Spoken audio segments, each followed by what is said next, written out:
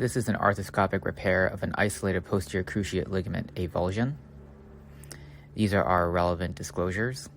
After a periosteal elevator is used to mobilize the scarred PCL, an arthroscopic shaver is used to prepare a bleeding bone bed on the footprint.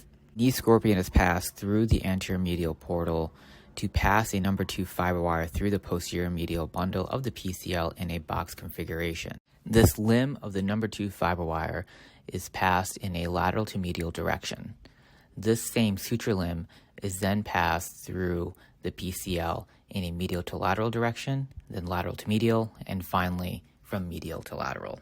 If the suture becomes entangled in itself, a crochet hook can be used to facilitate untangling of the suture.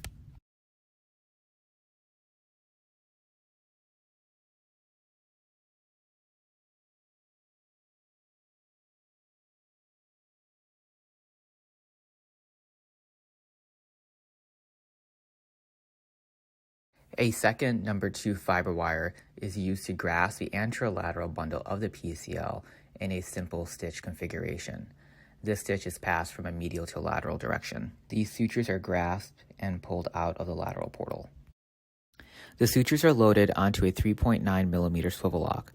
A 3mm drill guide is used to create a socket within the PCL footprint. A swivel lock is used to tension the sutures while an anterior drawer is applied.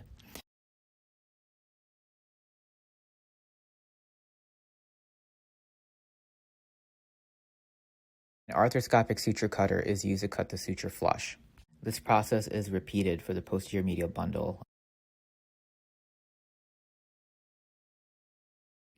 A probe is used to assess the final repair construct.